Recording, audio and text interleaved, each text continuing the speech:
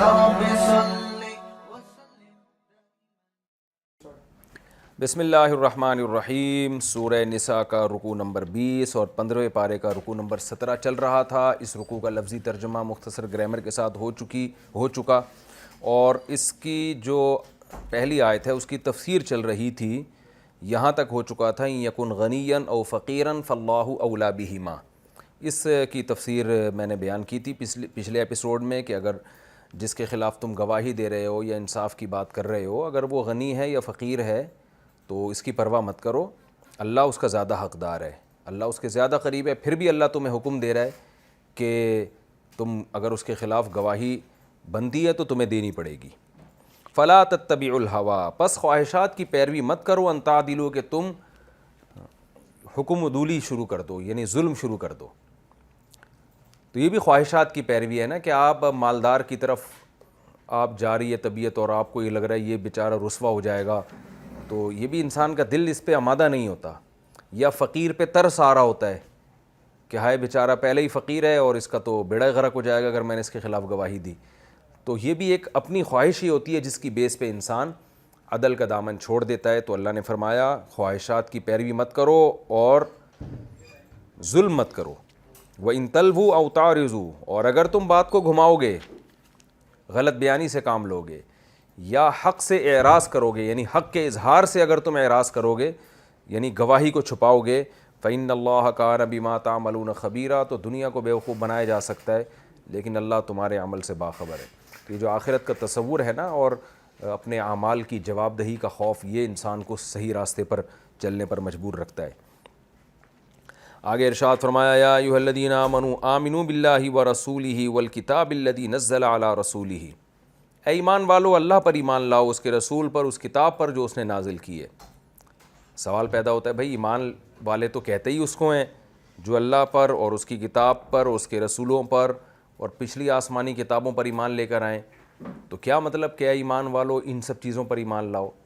تو دیکھیں ایک ہوتا ہے اجمالی ایمان، بعض دفعہ یہ بھی ہوتا ہے کہ کوئی غیر مسلم اسلام قبول کرے اور ایک چیز کی ڈیٹیل میں نہ جائے، بلکہ وہ کہے میں محمد صلی اللہ علیہ وسلم پر ایمان لاتا ہوں، جو کچھ آپ کہیں گے صحیح ہے، اور وہ مومنین کی فہرست میں داخل ہو جاتا ہے۔ اس کو کہتے ہیں اجمالی ایمان، کہ اسلام کی ڈیٹیل اور تفصیل تو معلوم نہیں ہے لیکن وہ ایک اسلامی نظام دیکھ کر اور مسلمانوں کا کلچر اور ایٹیٹیوڈ وغیرہ دیکھ کر اور جو ایک ظاہری طور پر دیکھ کر اس کے دل میں ایمان بیٹھ جاتا ہے اور وہ مسلمانوں کی فہرست میں داخل ہو جاتا ہے، اجمالی طور پر ایمان قبول کر کے اسلام میں داخل ہو جاتا ہے۔ تو صحابہ کے دور میں بھی ایسا بہت ہوا ہے کہ بھئی دیکھا کہ رسول اللہ صلی اللہ علیہ وسلم سچے نبی ہیں اور دلائل سے ثابت ہو گیا کسی شخص کے سامنے، اس کو پوری ڈیٹیل معلوم نہیں ہے اسلام کی، لیکن وہ نبی صلی اللہ علیہ وسلم پر ایمان لے آیا اور صحابہ کی فہرست میں، مسلمانوں کی فہرست میں داخل ہو گیا۔ تو ان کو قرآن کہہ رہا ہے کہ اے ایمان والو، یعنی وہ لوگ جو اجمالی طور پر ایمان لائے ہو تو تفصیلی ایمان لے کر آؤ، یعنی الگ الگ ان تمام چیزوں کا اعتراف کرو، پھر تمہارا ایمان اصل ایمان کہلائے گا، جو کامل ایمان ہوگا۔ اس لیے فرمایا اے لوگو جو، یعنی ہم اس کا ترجمہ کیسے کریں گے؟ اے ایمان والو یعنی وہ لوگو جو اجمالی ایمان، اجمال کہتے ہیں کسی چیز کی تفصیل میں جائے بغیر سرسری طور پر اس کو قبول کر لینا۔ تو اے ایمان والو جو اجمالی طور پر ایمان لائے ہو، تفصیلی ایمان لے کر آؤ، جس کی تفصیل یہ ہے۔ وہ کیا تفصیل ہے؟ آمنو باللہ، اللہ پر، ورسولہ، اس کے رسول پر، وہ تو ہر مومن لاتا ہے، تو یہ بطور تمہید کے ذکر کیا ہے کہ اللہ اس کے رسول کے ساتھ ان چیزوں پر بھی، والکتاب الذی نزل علی رسولہ، اس کتاب پر بھی جو اللہ نے اپنے رسول پر نازل کی ہے، والکتاب الذی انزل من قبل، اور اس کتاب پر بھی جو قرآن سے پہلے نازل ہوئی ہے، یعنی ان میں کچھ چیزوں پر تو تمہارا ایمان ہے لیکن اس کے علاوہ بھی چیزوں پر ایمان لے کر آؤ۔ کیوں؟ وَمَن يَكْفُرْ بِاللَّهِ، جو اللہ کا انکار کرے گا، وَمَلَائِكَتِهِ، اس کے فرشتوں کا انکار کرے گا، وَكُتُبِهِ، اس کی کتابوں کا انکار کرے گا، وَرُسُلِهِ، اس کے رسولوں کا انکار کرے گا، وَالْيَوْمِ الْآخِرِ، آخرت کا دن کا انکار کرے گا، فَقَدْ ضَلَّ ضَلَالًا بَعِيدًا، تو وہ تحقیق گمراہ ہو گیا بہت دور کی گمراہی میں۔ تو یہ بیسک اسلام کی چیزیں ہیں، ان میں سے الگ الگ چیزوں پر تمہیں ایمان پراپر طریقے سے لانا پڑے گا، یعنی صرف اجمالی ایمان کافی نہیں ہے۔ تو یہ مطلب ہے اس آیت کا. جیسے آج بھی کوئی غیر مسلم اگر اسلام قبول کرتا ہے نا، ایمان اس کا اسلام تو معتبر ہوگا، لیکن اسی وجہ سے علماء اس کو ایمان مفصل اور ایمان مجمل پڑھواتے ہیں. جیسے ایمان مجمل میں یہ پڑھوائے جاتے ہیں آمنت باللہ وملائکتہ والیوم الآخر والقدر خیرہ وشرہ من اللہ تعالی، اس طرح کی الفاظ پڑھائے جاتے ہیں. اور ایمان مفصل میں باللہ وملائکتہ وکتبہ ورسلہ والیوم الآخر، یہ تمام چیزوں کو ڈیٹیل سے بیان کیا جاتا ہے. تو ان تمام باتوں پر ایمان لے کر آؤ. اس کا فائدہ کیا ہوگا کہ جب آپ ایک ایک چیز پر تفصیل سے ایمان لے کر آئیں گے تو پھر آپ ضروریات دین میں سے کسی چیز کا انکار نہیں کر سکتے. اس کی مثال ایسے ہے جیسے قادیانی، یعنی گویا اس آیت کا خلاصہ یہ نکلا کہ جو چیزیں دین کے ضرورات میں داخل ہیں نا ان پر بھی ایمان لانا پڑے گا. جیسے ایک آدمی کہتا ہے میں قرآن پر ایمان رکھتا ہوں، اب آگے قرآن میں تو فرشتوں کا بھی ذکر ہے، جنات کا بھی ذکر ہے، تقدیر کا بھی ذکر ہے، حضرت موسیٰ کا بھی تذکرہ ہے، حضرت عیسیٰ کا بھی تذکرہ ہے. تو جب اس سے کہا جاتا ہے تم موسیٰ علیہ السلام کو اللہ کے نبی مانتے ہو، تو وہ اگر وہ کہہ دے کہ میں نہیں مانتا تو ظاہر ہے کافر ہو جائے گا. اس لیے کہ تم نے ایک طرف تو اقرار کیا میں قرآن کو مانتا ہوں، لیکن آگے تم موسیٰ علیہ السلام کی نبوت کا انکار کر رہے ہو. تو یہ ایسے ہی ہے جیسے قرآن کو آپ نہیں مانتے. تو ہم ایسے شخص کو کیا کہیں گے؟ بھائی جب وہ اسلام میں داخل ہوگا نا تو ہم ڈیٹیل سے اس کو ہم کہیں گے بھائی قرآن اور قرآن کے جتنے مضامین ہیں جن میں تمام پیغمبروں کا جو تذکرہ ہے وہ تمام پیغمبروں کی نبوت پر ایمان، تو یہ ڈیٹیل میں اس لیے لایا جاتا ہے کہ کل بعد میں بات کو گھمانا نہ شروع کر دے وہ. اس کی مثال ہے بالکل قادیانیوں کی، کہ قادیانی کہتے ہیں ہم اللہ پر بھی ایمان رکھتے ہیں، رسول پر بھی ایمان رکھتے ہیں، قرآن پر بھی ایمان رکھتے ہیں، آخرت پر بھی ایمان رکھتے ہیں، اور ہم 5 وقت نماز کے بھی قائل ہیں، رمضان میں تراویح کے بھی قائل ہیں، رمضان کے روزوں کو بھی قائل ہیں. حتیٰ کہ قادیانی نے تو مجھے یہاں تک کہا کہ ہم تو فقہ حنفی کو فالو کرتے ہیں، یعنی اہل سنت والجماعت میں جو مسلک دنیا میں سب سے زیادہ رائج ہوا ہے ہم تو اس کو فالو کر رہے ہیں، تو ہمیں تم کافر کیوں کہتے ہو؟ تو یہ کیوں، یہ نوبت کیوں آئی؟ اس لیے کہ قادیانی جب قادیانیت قبول کرتا ہے تو الگ الگ اسلام کے عقیدوں کو وہ ہائی لائٹ نہیں کرتا جس میں ختم نبوت کا بھی عقیدہ ہے. وہ یہ تو کہتا ہے میں ایمان لے آیا، میں اسلام لے آیا، میں قرآن کو مانتا ہوں، میں رسول کو مانتا ہوں. تو ایسے موقع پہ اس کو یہ بھی کہنا پڑے گا کہ قرآن کی ہر بات کو میں مانتا ہوں جس میں ختم نبوت کا عقیدہ بھی ہے. تو یہاں اللہ نے ختم نبوت کے عقیدے کو ذکر اس لیے نہیں کیا کہ اس زمانے میں تو اس کے انکار کا تصور ہی نہیں تھا، لیکن یہ جو قرآن کہہ رہا ہے کہ اللہ پر، فرشتوں پر، کتابوں پر، رسولوں پر، آخرت کے دن پر، تو یہ قرآن اصل میں قرآن ہی کے مضامین کو الگ الگ ہائی لائٹ کر رہا ہے کہ ان تمام چیزوں پر تمہیں ایمان لانا پڑے گا. تو اس سے اشارہ ملتا ہے کہ اس میں صرف یہ چیزیں نہیں ہیں بلکہ وہ تمام عقیدے جن کو قرآن اور سنت نے دو ٹوک اور واضح لفظوں میں بیان کر دیے، چاہے وہ حدیث متواتر سے ثابت ہوں چاہے وہ قرآن سے ثابت ہوں، جس میں ختم نبوت کا عقیدہ ہے. اسی طرح حیات عیسیٰ، کہ حضرت عیسیٰ علیہ السلام پر موت واقع نہیں ہوئی ہے، وہ زندہ آسمانوں پہ اٹھائے گئے ہیں اور قرب قیامت میں وہ نازل ہوں گے. یہ عقیدہ بھی قرآن و سنت نے بہت وضاحت سے بیان کر دی ہے، اس لیے یہ بھی امت کا اجماعی عقیدہ ہے.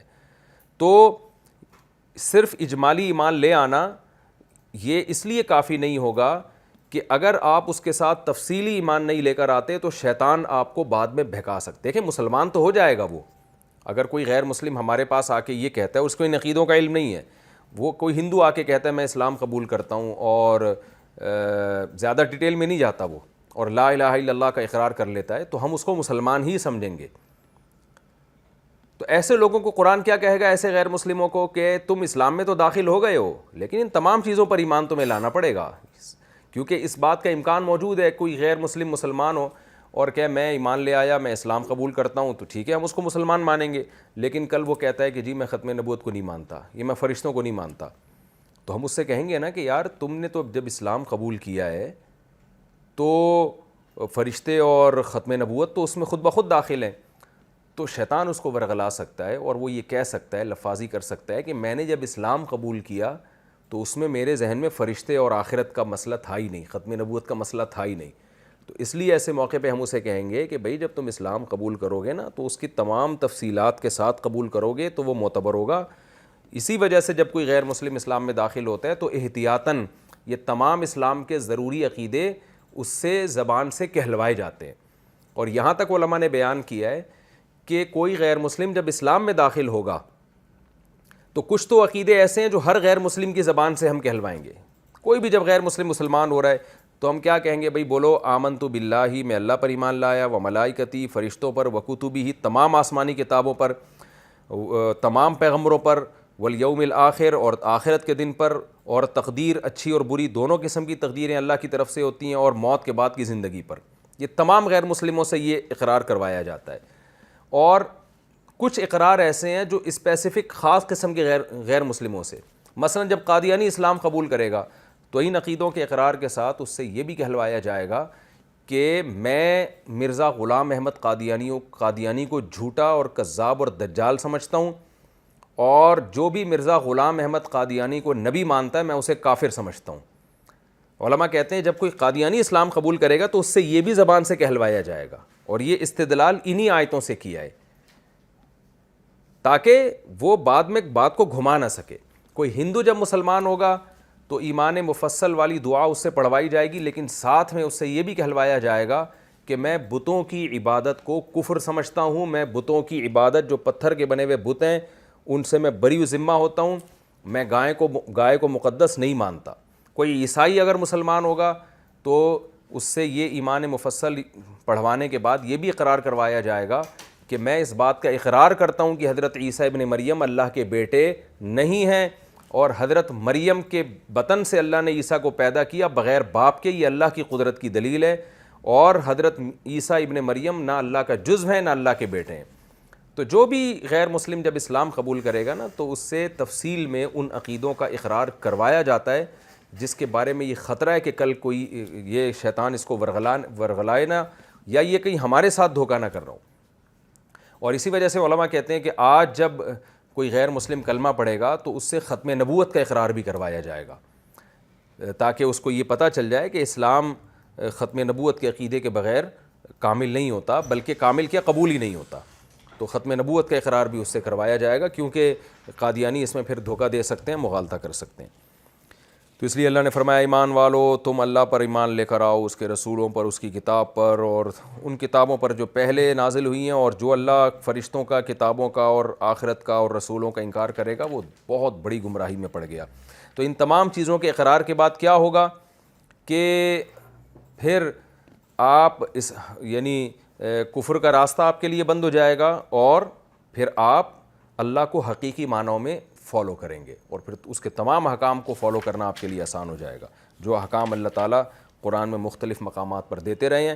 اور کچھ لوگ ایسے بھی تھے جو اس کے اگینسٹ چلتے تھے، اب اگلی آیت میں اس کا تذکرہ ہے، جو منافقین تھے، کیونکہ دیکھیں منافق کی ابھی پہلے جو آیتیں گزری ہیں ان آیتوں میں اللہ نے بیان کیا نا کہ حق کے ساتھ قائم رہو، چاہے تمہارے مفاد کے خلاف ہی کیوں نہ ہو، تمہارے والدین کے خلاف ہو، تمہارے رشتہ داروں کے خلاف ہو، تم نے حق پر قائم رہنا ہے۔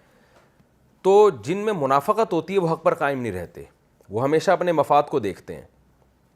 تو اب ان مفاد پرستوں کا اللہ تعالیٰ تذکرہ فرما رہے ہیں کہ کچھ لوگ معاشرے میں ایسے ہوتے ہیں جو مفاد پرست ہوتے ہیں، جہاں ان کو فائدہ نظر آئے وہاں وہ لڑکتے ہیں، تو ان کا تذکرہ اب اللہ تعالیٰ کر رہے ہیں کہ اور میں نے آپ کو بتایا نا کہ قرآن کا مزاج کیا ہے، قرآن یا تو سب سے اچھے لوگوں کا ذکر کرتا ہے یا سب سے برے لوگوں کا، یعنی جب اچھائی کا ذکر کرتا ہے تو وہ ان اچھے لوگوں کا جو اچھائی کی انتہا کو پہنچے ہوئے ہیں، جب برائی کا تذکرہ کرتا ہے تو وہ برے جو برائی میں انتہا کو پہنچے ہوئے ہیں۔ تو قرآن نے پہلے انصاف پسندی کا حکم دیا، اب ان انتہا پہ پہنچے ہوئے برے لوگوں کا ذکر کیا جو اپنے مفاد میں حق کا راستہ چھوڑتے ہیں، اور حق بھی وہ جو 2 اور 2 4 کی طرح ہے، اور اس میں وہ بہت بڑے جرم کے مرتکب ہوتے ہیں۔ دیکھیں آپ چند ٹکوں کی خاطر ظالم کا ساتھ دے دیں یہ بھی برا ہے، لیکن آپ چند ٹکوں کی خاطر اسلام سے پیچھے ہٹ جائیں، خدا کے دین کو چھوڑ دیں، یہ تو بہت ہی برا ہے نا۔ تو یہی کام منافقین کرتے تھے، اور پھر ایک دفعہ نہیں کرتے تھے، بار بار کرتے تھے۔ تو قرآن نے اس کا تذکرہ کیا کہ منافقین کیا کرتے تھے نبی کے دور میں، ادھر اسلام قبول کیا کیونکہ یہاں فائدہ نظر آ رہا ہے، تھوڑے دنوں میں فائدہ نظر آیا کفر میں، وہاں لڑک گئے، یعنی دین کے ساتھ کھیل رہے ہیں۔ پھر فائدہ نظر آیا اسلام میں تو دوبارہ ادھر کو آ گئے، پھر فائدہ نظر آیا کفر میں تو دوبارہ، یعنی ایک دفعہ نہیں، یہ عمل بار بار ہو رہا ہے، اور بالآخر اس جرم کی یہ سزا ان کو ملتی تھی کہ اللہ کہتے ہیں اللہ ان کے دلوں پر پھر مہر لگا دیتا تھا، اور پھر جب یہ کفر کی طرف جاتے اللہ ان کو واپس آنے کی توفیق نہیں دیتا، اور اسی کفر میں ان کی موت واقع ہو جاتی۔ تو آپ سوچیں کہ جو اپنے دین کو بیچ رہا ہو اپنے مفاد کی خاطر، وہ بھلا اپنے مفاد پہ جب زد پڑے گی تو انصاف پر کہاں قائم رہے گا، وہ سیدھی گواہی کہاں دے گا؟ تو ان لوگوں کا اللہ نے تذکرہ کیا، ان الذین آمنوا، وہ لوگ جو ایمان لائے، ثم کفروا، پھر دوبارہ کافر ہو گئے، ثم آمنوا، پھر ایمان لے آئے، ثم کفروا، پھر دوبارہ کافر ہو گئے، ثم ازدادوا کفرا، پھر کفر میں بڑھتے چلے گئے وہ. یعنی یہ کیونکہ نبی کے دور میں ایسے چند لوگوں نے کیا تھا اس لیے ان کا تذکرہ ہو رہا ہے. لم یکن اللہ لیغفر لہم، اللہ ایسا ہے ہی نہیں کہ ان کی مغفرت کر دے، ولا لیہدیہم سبیلا، اور اللہ ایسا ہے ہی نہیں کہ ان کو سیدھا راستہ دکھا دے. یعنی اتنے بڑے بڑے جرائم کرنے کے بعد پھر اللہ کی طرف سے یہ سزا ملتی ہے کہ اللہ پھر ان کو سیدھا راستہ دکھاتا ہی نہیں ہے. اس میں ظاہر ہے اللہ کا قصور نہیں ہے، بلکہ انہی کا قصور ہے کہ گناہ کر کر کے اپنے دل کو سیاہ کر چکے ہوتے ہیں اور اللہ کی طرف سے ان کے دلوں پر مہر لگ چکی ہوتی ہے. اب ان کو ہدایت، یہ چاہتے بھی ہیں تو ہدایت کا راستہ نہیں ملتا. یعنی یہ سزا کے طور پر ایسا ہوتا ہے کہ اب ان میں گویا چاہت ہی ختم ہو جاتی ہے، یہ حق اور باطل کو پہچاننے کی صلاحیت ہی ختم ہو جاتی ہے. تو ایسے لوگ بھی ہیں.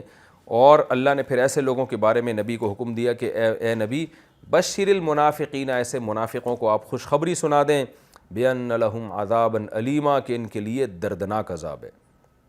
خوشخبری کا ذکر اس لیے کہ ایسے منافقین یہ سب کام اس لیے کر رہے ہوتے ہیں تاکہ ہمیں فائدہ ہو، اور فائدے کی چیز خوشخبری کے طور پہ بیان کی جاتی ہے. تو بتایا جا رہا ہے کہ ان کو خوشخبری سنا دیں کہ تم جو چاہتے ہو نا کہ ہمیں خوشخبریاں سنائی جائیں، تو وہ خوشخبری تمہیں مل رہی ہے، لیکن خوشخبری اس چیز کی نہیں جو تم چاہ رہے ہو، بلکہ دردناک عذاب کی خوشخبری.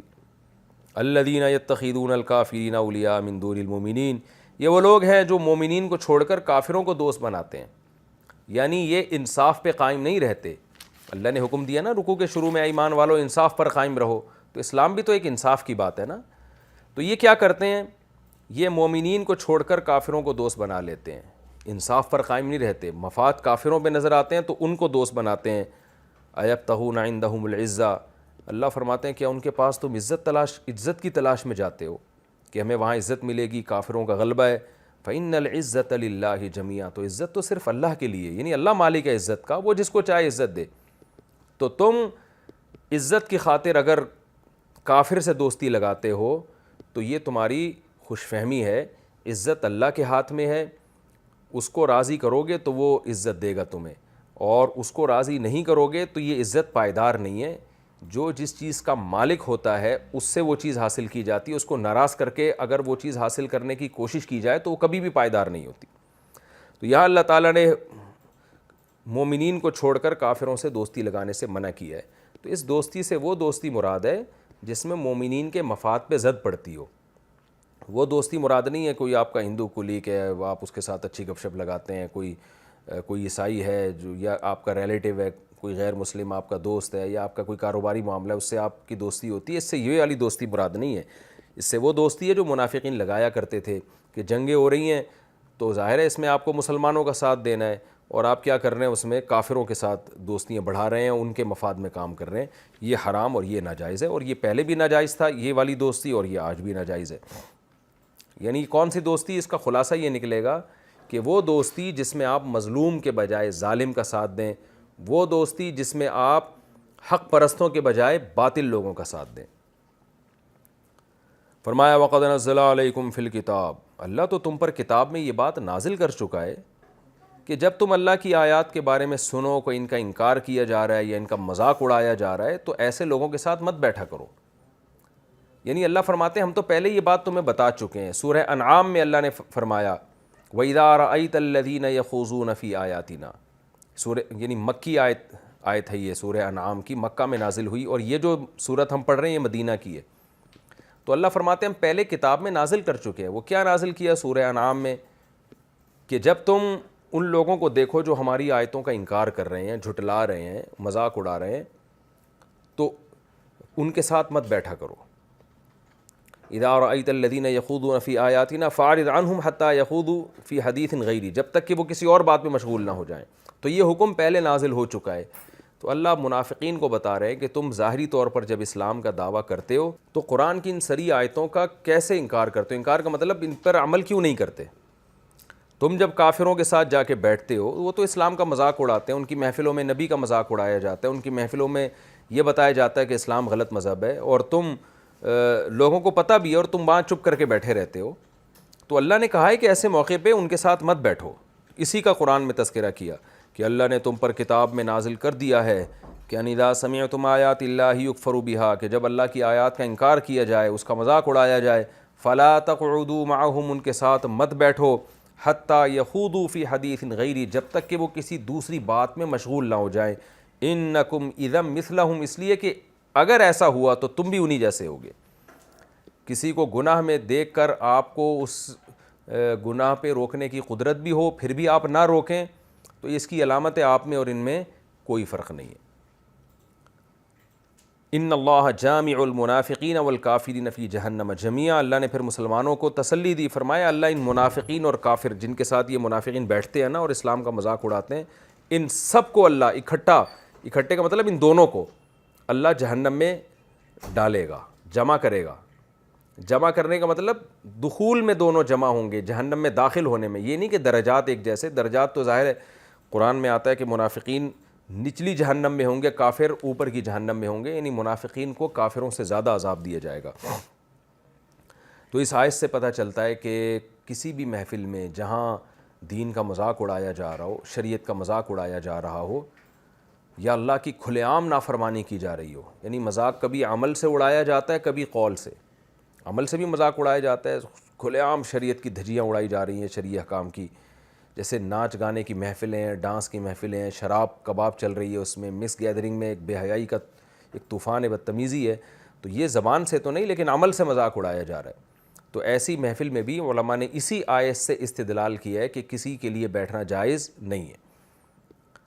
ہاں کوئی مجبوری ہو یا آپ کسی اپنے ذاتی کام سے گئے ہیں، کسی کام یعنی کام آپ کا اس محفل میں شرکت نہیں ہے، کوئی اور کام سے گئے ہیں، جیسے آپ بس میں جا رہے ہیں اور گانے لگا دیے یا اور کوئی بےہودگی ہو رہی ہے وہاں پہ، تو آپ ظاہر ہے اس بےہودگی میں شرکت کے لیے یا ان لوگوں کے ساتھ بیٹھنے کے لیے نہیں گئے، آپ تو سفر کے لیے گئے ہیں. تو ایسے موقع پہ انشاءاللہ گناہ نہیں ہوگا. یا آپ تبلیغ کے لیے گئے ہیں تو بھی گناہ نہیں ہوگا، یا آپ مجبوری میں وہاں بیٹھے ہوئے ہیں تو بھی انشاءاللہ گناہ نہیں ہوگا. لیکن یہ تینوں چیزیں اگر نہیں پائی جاتی تو پھر ایسی محفل میں بیٹھنا گناہ ہے، حرام ہے. جیسے کہ آج کل شادی بیاہ کی محفلوں میں ناچ گانے ہو رہے ہوتے ہیں، علماء نے لکھا ہے کہ ایسی محفلوں میں بیٹھنے کی اجازت نہیں ہے، آپ پر لازم ہے کہ آپ وہاں سے اٹھ کے جائیں. تو البتہ کوئی ایسی جگہوں پہ جہاں گناہ تو ہو رہا ہے لیکن آپ اس لیے جا رہے ہیں کہ وہاں آپ اس پہ بات کریں یا دینی کوئی پیغام لوگوں کو دیں، تو وہ شرعاً پھر جائز، نہ صرف جائز ہے بلکہ ثواب ہے. تو اس میں یہ نہیں کہیں گے کہ یہ گناہ کی محفل میں گناہ میں شریک ہے لوگوں کے ساتھ، بلکہ بھئی یہ تو خیر کو پھیلانے کے لیے گیا ہے وہاں پہ. تو کوئی کام بھی نہیں ہے، کوئی مجبوری بھی نہیں ہے، کوئی مصلحت بھی نہیں ہے، ویسے ہی جا کے آپ وہاں بیٹھ گئے تو یہ حرام ہے. تو شادی بیاہ اور ولیمہ ان میں اگر گناہ کی محفل ہے تو بیٹھنا جائز نہیں ہے. لوگ ایسے موقع پہ کہتے ہیں کہ اگر ہم نہیں بیٹھیں گے تو رشتہ داری ٹوٹے گی، تو ہم ایک اچھے کام کے لیے جا رہے ہیں رشتہ داری جوڑنے کے لیے. تو یہ عذر گناہ بدتر از گناہ. رشتہ داری اتنی جوڑنا جائز ہے جتنی شریعت نے آپ کو اجازت دی ہے. جب آپ کا رشتہ دار فی نفسہ ہی تو یہ مسئلہ درست ہے کہ رشتہ داری توڑنا کبیرہ گناہ ہے، لیکن یہاں توڑنے کی نسبت آپ کی طرف نہیں ہوگی بلکہ اس رشتہ دار کی طرف ہوگی جس نے اپنی محفل میں گناہ کا انتظام کیا ہے اور آپ کو شریک ہونے سے اس نے روک لیا. اس کی میں آسان لفظوں میں سمجھاتا ہوں اس کو. جیسے ایک آدمی کہتا ہے یار میں اگر رشتہ دار کی شادی میں نہیں جاؤں گا تو وہ ناراض ہو جائے گا. تو بھائی سوال یہ پیدا ہوتا ہے کہ وہ اگر ناراض ہوگا تو اپنی حماقت سے ناراض ہوگا نا. اس کو بھی تو چاہیے کہ اس کو پتہ ہے کہ میرا یہ ریلیٹیو دیندار ہے، اگر میں مکس گیدرنگ کروں گا تو یہ نہیں آئے گا، یا میں گانے بجانے کروں گا تو یہ نہیں آئے گا. تو یہ اس پر لازم تھا کہ رشتہ داری جوڑے وہ، اور آپ کی خاطر وہ اپنی محفل کو گناہوں سے پاک کرے. یعنی قطع رحمی کا گناہ اس کو ہوگا، آپ کو نہیں ہوگا.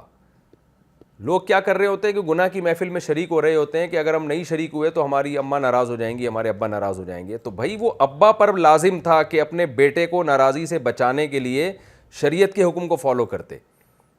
تو اس کی مثال ہے جیسے نماز پڑھنا جو ہے لازم ہے، جماعت سے نماز پڑھنا. اب آپ کے ابا آپ کو جماعت سے نماز پڑھنے سے روک رہے ہیں اور آپ کہو کہ میں گھر میں نماز پڑھ لوں گا کیونکہ جماعت سے نماز چھوڑنا بھی گناہ ہے لیکن ابا کو ناراض کرنا اس سے بڑا گناہ ہے. تو بھئی ابا کو ناراض کرنا یقیناً کبیرہ گناہ ہے، لیکن اس گناہ کی نسبت آپ کی طرف نہیں ہوگی بلکہ ابا کی طرف ہوگی کہ ابا ایسا کام کیوں کر رہے ہیں جس سے باپ اور بیٹے کے تعلقات خراب ہو، ابا کیوں جماعت کی نماز پڑھنے سے روک رہے ہیں. تو یہاں بھی ایسا ہی ہے، لوگ ان چیزوں میں فرق نہیں کرتے. لوگ کہتے ہیں بھائی رشتہ داری جوڑنا بھی تو ضروری ہے، اگر ہم اس کے محفل میں نہیں گئے تو دوستی خراب ہو جائے گی، بہن بھائیوں کا رشتہ خراب ہو جائے گا. تو خوب سمجھ لیں کہ ایسے موقع پہ رشتہ خراب ہونے کا گناہ تو ہوگا، مگر آپ کو نہیں ہوگا، اس کو ہوگا جس نے اپنی محفل میں گناہ کا انتظام کر کے آپ کو اس مجلس میں آنے سے روک دیا، اس کو گناہ ہوگا. آپ پر بہرحال جانا جائز نہیں ہے. تو اللہ فرماتے ہیں کہ اللہ کافروں اور منافقوں کو جہنم میں جمع کرے گا. الذین یتربصون بکم، پھر ان منافقین کی ایک اور خصلت بیان کی کہ اتنے مفاد پرست ہیں، اتنے مفاد پرست ہیں. پہلے بتایا نا کہ مفاد پرستی میں حق کا ساتھ نہ چھوڑو، اسی کے واقعات چل رہے ہیں اسی کے ضمن میں کہ کچھ لوگ ایسے بھی ہوتے ہیں، ایسے مفاد پرست ہوتے ہیں جو تمہارے انتظار میں لگے رہتے ہیں. یعنی تمہیں جنگ ہوتی ہے تو دیکھتے ہیں کہ پلڑا کدھر کو بھاری ہو رہا ہے، جو جیتے گا ہم اس کا ساتھ دیں گے. جبکہ حق پرست کیا کرتے ہیں؟ وہ انصاف پہ قائم رہتے ہیں. کہتے ہیں بھائی جیتے ہارے، جب ہمارے ساتھی لڑیں گے تو ہم بھی لڑیں گے، ہار جیت تو اللہ کے مقدر میں ہے، جیت گئے تو ٹھیک ہے، نہیں جیتے تو جو ان کو نقصان ہوگا وہی ہمیں بھی نقصان ہوگا. یہ بڑی اہم آیت ہے، اور یعنی آپ کے زندگی کے بہت سارے شعبوں میں نا آپ کو لوگوں کو پرکھنے کا بہترین موقع دیتی ہے یہ آیت، کہ لوگوں کو آپ کو پرکھنے کا موقع ملتا ہے کہ کون مشکل میں آپ کا ساتھ دیتا ہے. وہ ایک شاعر نے ایک شعر کہا ہے نا کہ وَإِذَا تَكُونُ كَرِيهَةً اُدْعَى لَهَا وَإِذَا يُحَاسُ الْحَيْسُ يُدْعَى جُنْدُبُ، کہ جب حلوے پکائے جاتے ہیں تو جندب کو بلایا جاتا ہے، اور جب جنگ ہوتی ہے تو لوگ مجھے دعوت دیتے ہیں. یعنی وہ بتا رہا ہے کہ میں منافق نہیں ہوں، لوگوں کو پتہ ہے مشکلات میں لوگوں کا ساتھ دوں گا. تو حلوے میں تو آپ شریک ہو جاتے ہیں لوگوں کے، لیکن وہی حلوہ جس شخص نے آپ کو حلوہ کھلایا تھا آج اس کی لڑائی ہے کسی سے، اس پہ ظلم ہو رہا ہے، تو اس میں آپ اس کا ساتھ نہ دیں. تو یہ بڑی منافقت ہے. اللہ فرماتے ہیں کہ یہ منافقی یتربصون بکم، انتظار میں لگے رہتے ہیں اگر تمہیں فتح مل جائے. قالوا الم نکم معکم، تو آ کے کہتے ہیں کیا ہم تمہارے ساتھ نہیں تھے؟ دیکھو ہم نے تو کلمہ پڑھا ہے، ہم بھی مسلم ہیں، تو ماشاءاللہ ہماری بھی واہ واہ ہونی چاہیے. اور وَإِن كَانَ لِلْكَافِرِينَ نَصِيبٌ، اگر کافروں کو فتح ہو جائے تو کہتے ہیں الم نستحوذ علیکم، کیا ہمارا تم پہ غلبہ نہیں ہو گیا تھا؟ یعنی اگرچہ ہم ظاہری طور پر مسلمانوں کے ساتھ تھے تو ہم تو غالب تھے تمہارے اوپر. ہونا تو یہ چاہیے تھا کہ ہمیں فتح ہوتی، یعنی مسلمانوں کے ساتھ ہم ملے ہوئے تھے تو ان کے ساتھ مل کے ہمیں تم پہ فتح ہوتی، لیکن نہیں ہوئی. تو سمجھ لو یہ ہماری وجہ سے نہیں ہوئی ہے، کیونکہ گراؤنڈ ریئلٹی تو یہ کہہ رہی ہے کہ مسلمانوں کو فتح ہونی چاہیے تھی، تو یہ ہماری وجہ سے نہیں ہوئی یہ فتح، اور ہم نے تمہارا ساتھ دیا ہے. وَنَمْنَعْكُمْ مِنَ الْمُؤْمِنِينَ، اور کیا ہم نے تم کو مومنین سے نہیں روک لیا، یعنی مومنین کے شر سے تو ہم نے بچایا. یعنی اتنے نالائق ہیں کہ دعویٰ نہیں کر رہے بلکہ سوال کر رہے ہیں. سوال کب کیا جاتا ہے؟ جب ایک بات طے شدہ ہوتی ہے. جیسے آپ آ کے کہتے ہیں کہ بھائی لوگ کہتے ہیں کہ اس جنگ کے موقع پر تم کہاں تھے، تو آپ جواب میں یہ کہتے ہیں نا میں وہیں تھا. یہ بھی جھوٹ ہے، لیکن آپ جھوٹ اتنی ڈرائی سے بولو کہ بھائی وہاں نہیں تھا تو اور کہاں تھا میں.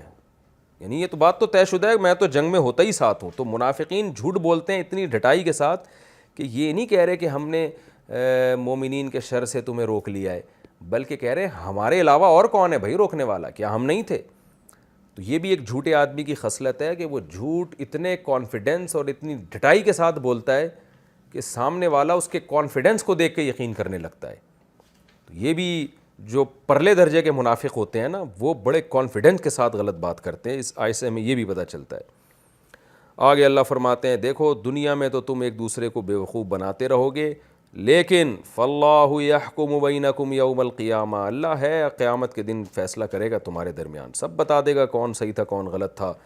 وَلَن يَجْعَلَ اللَّهُ لِلْكَافِرِينَ عَلَى الْمُؤْمِنِينَ سَبِيلًا، اور یاد رکھو اللہ کافروں کے لیے ہرگز مومنین پر طنز کا، تانے کا، مومنین کو نقصان پہنچانے کا کوئی راستہ چھوڑے گا ہی نہیں. یہ ایک یوں سمجھیں کہ محاورہ ہے، عربی میں آج بھی استعمال ہوتا ہے اور قرآن و سنت میں استعمال ہوا ہے کہ میرے لیے تمہارے خلاف کوئی راستہ نہیں ہے. کیا مطلب؟ تمہیں نقصان پہنچانے کا. تو اللہ فرماتے ہیں کہ یہ دنیا میں تو سب کچھ ہو رہا ہے، لیکن فیوچر میں ایسا نہیں ہوگا کہ اللہ کافروں کے لیے کوئی راستہ چھوڑ دے مسلمانوں تک، مسلمانوں کو طنز کرنے کا، نقصان پہنچانے کا، دلائل میں غالب آنے کا. یعنی فیوچر میں ایک دن آنے والا ہے کہ دودھ کا دودھ پانی کا پانی ہو جائے گا. اور اللہ بتا دے گا کہ کون حق پر تھا اور کون باطل پر. یہ سارے ہیلے بہانے جو منافقین کر رہے ہیں یہ سارے کالعدم ہونے والے ہیں. یہ تو اس رکوع کی میں نے آپ کے سامنے تفسیر پیش کی ہے اور اس کا اب میں خلاصہ پیش کرتا ہوں. یعنی رکوع نمبر 20 اور 17. تو اس رکوع کا خلاصہ کیا ہے؟ سب سے پہلی بات تو یہ ہے کہ اللہ نے حکم دیا قوامین بالقسط، انصاف کے ساتھ قائم ہو جاؤ اور اللہ کے لیے گواہی دیا کرو. گواہی کا مطلب حق کا اظہار. تو بعض دفعہ حق کا اظہار کرنا پڑتا ہے. آپ کے چپ بیٹھنے سے کسی مظلوم پہ ظلم ہو رہا ہوتا ہے، تو اس میں ہمیں زندگی کے ہر شعبے میں ہمیں رہنمائی ملتی ہے، خاندانی سطح پہ ہو، ملکی سطح پہ ہو، کہیں بھی ہو. آپ دیکھ رہے ہیں کسی کے خلاف کسی نے بیان داغا ہے اور آپ کو پتہ ہے اس نے بددیانتی کی ہے، غلط بیانی سے کام لیا، تو آپ کی ذمہ داری ہے کہ آپ کے پاس اگر ٹھوس ثبوت ہے اس مظلوم کے حق پر ہونے کے تو آپ اس کو ظاہر کر دیں لوگوں کے سامنے. چپ نہیں بیٹھنا چاہیے ایسے موقع پہ. ہاں آپ کو حق بیان کرنے میں اگر یہ خطرہ ہے کہ الٹا میرے اوپر ہی ظلم ہوگا تو پھر مجبوری ہے، پھر ظلم سے بچنے کے لیے آپ خاموشی اختیار کر سکتے ہیں. تو اللہ نے یہاں ہی حکم دیا. یہ گھریلو معاملات میں آج کل بہت ہوتا ہے، لوگ خاندان ہی کا ساتھ دے رہے ہوتے ہیں، یہ نہیں دیکھ رہے ہوتے غلطی پر کون ہے. تو صبح شام ہم دیکھ رہے ہیں قومی سطح پہ بھی ایسا ہوتا ہے، ملکی سطح پہ بھی ایسا ہوتا ہے، سیاسی سطح پہ تو بہت ہی زیادہ ہوتا ہے. لوگ اپنے سیاسی لیڈر کی غلط بات کو غلط کہنے کے لیے کسی قیمت پہ آمادہ ہوتے ہی نہیں ہیں، اور مخالف پارٹی کی صحیح باتوں کو بھی غلط کہنے کا انہوں نے ٹھیکہ لیا ہوا ہوتا ہے. بہت ہو رہا ہے. یہاں تک کہ اگر کوئی غیر مسلم میں بھی خوبی ہے تو شریعت ہمیں اس کے بارے میں بھی حکم دیتی ہے کہ توڑ موڑ کر اس کو خامی کے طور پہ پیش نہ کرو. جو ہے وہ ہے، جو غلط ہے وہ غلط ہے، جو صحیح ہے وہ صحیح ہے. ہمیں نبی صلی اللہ علیہ وسلم کے دور میں بعض غیر مسلموں کی بھی خوبیوں کا پتہ چلتا ہے کہ آپ صلی اللہ علیہ وسلم نے ان کی اس خوبی کا اعتراف کیا. یہ ہمیں ملتا ہے نبی صلی اللہ علیہ وسلم کی سیرت میں. تو اللہ نے فرمایا کہ تمہارے خلاف ہو، تمہارے والدین کے خلاف ہو، رشتہ داروں کے خلاف ہو، لیکن تم نے حق پر قائم رہنا ہے. تو ایک تو ہمیں نقطے کی بات یہ پتہ چلتی ہے. دوسری بات ہمیں یہ پتہ چلتی ہے لا تتبعوا الہوی ان تعدلوا، خواہشات کی پیروی مت کرو کہ تم حق سے ہٹ جاؤ. تو یہ نقطہ ہمیں پتہ چلتا ہے کہ حق سے انسان ہمیشہ خواہشات کی غلامی میں ہوتا ہے. کوئی دنیا کا یا یعنی عزت چاہتا ہے یا پیسہ چاہتا ہے، یہ ہے خواہش. ان دونوں کی وجہ سے انسان حق کا راستہ چھوڑتا ہے. کبھی اس کو پتہ ہوتا ہے میں حق بولوں گا تو عزت جائے گی یا کبھی پیسہ جائے گا، تو ان دونوں کی پرواہ نہیں کرنی چاہیے. اسی کو خواہشات کہتے ہیں. اور اللہ تعالیٰ نے ایمان مفصل کا بھی ذکر کیا. اس سے ہمیں یہ پتہ چلتا ہے کہ ایمان لانے کے لیے صرف یہ کہہ دینا کہ میں اسلام کو پسند کرتا ہوں کافی نہیں ہے. اگر کوئی دین کے ضروری عقیدوں کا انکار کرے گا، یعنی اس عقیدے کا جو قرآن و سنت میں بالکل متواتر طور پر جو چیز ثابت ہوگی، تو وہ بھی اسلام سے خارج ہو جائے گا. یہ بھی اس آیت سے ہمیں پتہ چلتا ہے کہ یہ جو قرآن حدیث میں آتا ہے نا کہ جو لا الہ الا اللہ کہہ دے وہ جنت میں داخل ہوگا، تو یہ حدیثیں اپنے ظاہر پر نہیں ہیں. لا الہ الا اللہ ان تمام لوازمات کے ساتھ جو لوازمات قرآن و سنت نے بیان کیے. آج کل بڑے پروفیسر ٹائپ کے لوگ اس طرح کے آ رہے ہیں کہ جو سب کو کہتے ہیں بس سارے ہی مسلمان ہیں، اور بڑے براڈ مائنڈڈ بنتے ہیں کہ ہم تو سب کو مسلمان مانتے ہیں. ایسا نہیں ہے بھائی. توحید کا کوئی انکار کر دے، کوئی کہے نبی صلی اللہ علیہ وسلم حاضر ناظر مشکل کشا عالم الغیب، بشریت کا انکار کر دے، تو پھر بھی مومن کہاں سے ہو گیا وہ؟ تو اتنا براڈ مائنڈڈ بننے کی ضرورت نہیں ہے کہ آپ نے اسلام کا دائرہ اتنا وسیع کر لیا کہ ساری دنیا ہی اس میں آ گئی ہے. اور اتنا تنگ نظر بننے کی بھی ضرورت نہیں ہے کہ اتنا دائرہ آپ نے گھسیٹ لیا کہ 4-6 آدمیوں کے علاوہ کوئی جنت میں ہی نہیں جا رہا. تو یہ دونوں طریقے غلط ہیں. اور اس میں یہ بھی بتایا ہے کہ اس آیت میں ان الذین آمنوا ثم کفروا ثم آمنوا ثم کفروا، اس آیت سے بھی پتہ چلتا ہے کہ جب کوئی گناہ انسان بار بار کر رہا ہوتا ہے نا، تو پھر اس میں ہدایت کی توفیق ہی ختم ہو جاتی ہے. یہاں تو اللہ نے کفر کے گناہ کا ذکر کیا کہ جو ایمان لاتے ہیں پھر کافر ہو کے، پھر ایمان لا کے پھر کافر ہو گئے، تو ذکر تو کفر کا کیا ہے، لیکن مراد ہر گناہ ہے کہ جب بھی آپ ایک گناہ بار بار کرتے ہو تو توبہ سے تو گناہ یقیناً معاف ہوتا ہے، اللہ کا وعدہ ہے، چاہے 100 بار گناہ کیا ہو. لیکن گناہ کی خاصیت یہ ہے کہ توبہ کی توفیق ختم ہوتی ہے اس سے. اکثر ہم نے لوگ دیکھے ہیں کہ بار بار جب گناہ کرتے ہیں پھر وہ توبہ بھی چھوڑ دیتے ہیں، پھر وہ گناہ کے اندر مست ہو جاتے ہیں اور بالآخر اسی گناہ میں موت واقع ہوتی ہے. اللہ ہم سب کو اس عذاب اور اس برے خاتمے سے بچائے. لیکن اس آیت سے بہرحال پتہ چلتا ہے کہ بار بار توبہ توڑنے سے نقصان بہت ہوتا ہے. ہاں بار بار گناہ ہو جائے حکم تو پھر بھی توبہ کا دیا جائے گا, لیکن بار بار گناہ کا نقصان بہرحال ہوتا ہے. ایک صاحب نے توبہ کی شراب سے, پھر گناہ ہو گیا, پھر توبہ کی, پھر گناہ ہو گیا, پھر توبہ کی, پھر گناہ ہو گیا. تو ایک دن میرے پاس آئے, میں نے کہا بھائی دوبارہ توبہ کرو. تو مجھے کہنے لگے یار اب بار بار توبہ کرتے ہوئے شرم آتی ہے, اللہ سے میں وعدہ کرتا ہوں اب نہیں پیوں گا, پھر پی لیتا ہوں. تو میں نے کسی بڑے عالم کو یہ بات بتائی کہ یہ کہہ رہے بار بار توبہ کرتے ہوئے مجھے شرم آتی ہے. انہوں نے کہا کہ اس سے بولو بار بار توبہ توڑتے ہوئے شرم آنی چاہیے, توبہ کرتے ہوئے شرم نہیں آنی چاہیے. یہی اس آیت کا مفہوم ہے کہ آپ جب بار بار توبہ توڑتے ہیں نا اس کا نقصان ہوتا ہے, توبہ کرنے کا نقصان نہیں ہوتا. تو یہ بھی شیطان آپ کو پٹیاں پڑھا دیتا ہے کہ بار بار توبہ کر رہا ہوں, کیا فائدہ ایسی توبہ کا. نہ توبہ کرتے ہوئے تو بالکل نہیں ہچکچانا چاہیے. ہاں بار بار توبہ توڑتے ہوئے انسان کو اللہ کے عذاب سے ڈرنا چاہیے, کیونکہ اس سے دل پہ مہر لگتی ہے. اس میں ہمیں یہ بھی پتہ چلا کہ منافق کی جو سزا ہے اسلام میں وہ کافر سے بھی زیادہ ہے. تو منافقت اتنی بری چیز ہے. تو آج ہمارے یہاں بہت زیادہ منافقت ہے, سامنے کچھ ہیں پیٹھ پیچھے کچھ ہیں, تو یہ سب چل رہا ہے ہمارے یہاں. تو یہ منافقت کی صفت ہی اللہ کو بہت زیادہ ناپسند ہے. انسان کردار میں ایک نمبر ہونا چاہیے. اور اس میں ہمیں یہ بھی پتہ چلا کہ تسلی کی بات بھی ہے, اور یہ بھی ہمیں پتہ چلا کہ گناہ کی محفل میں شرکت بھی جائز نہیں ہے. اگر ہم وہاں اس گناہ کو روک نہیں سکتے تو اٹھ کے ہم اس مجلس سے چلے جائیں. یہ بھی ہمیں اس آیت سے پتہ چلتا ہے. اور ہمیں یہ بھی پتہ چلا کہ ایک دن آئے گا کہ اللہ حق اور باطل کو واضح کر دے گا, لہذا جو باطل پرست لوگ ہیں نا ان کے طعنے, ان کی تشنیع جیسے آج کرتے ہیں دینداروں پر, کوئی کام ہی نہیں کرنے دیتے, ہر چیز میں عیب تلاش کرتے ہیں. تو اللہ نے بتا دیا وَلَن يَجْعَلَ اللَّهُ لِلْكَافِرِينَ عَلَى الْمُؤْمِنِينَ سَبِيلًا, ایک وقت آنے والا ہے کہ کافر کو مومن پر طنز کرنے کا کوئی راستہ اللہ چھوڑے گا ہی نہیں. تو حق پرستوں کے لیے اس میں خوشخبری ہے کہ بھئی یہ دنیا کی ٹینشنیں ہیں, ایک وقت آنے والا ہے کہ حق اتنا واضح ہو جائے گا کہ فتح بالآخر آپ ہی کی ہوگی. تو یہ رکوع ہمارا کمپلیٹ ہوا. انشاءاللہ اگلے ایپیسوڈ میں سورہ نساء کا رکوع نمبر 21 اور 5ویں پارے کا رکوع نمبر 16 آپ کے سامنے انشاءاللہ میں شروع کروں گا. اللہ تعالیٰ سمجھنے کی, عمل کرنے کی توفیق عطا فرمائے. وما علینا الا البلاغ.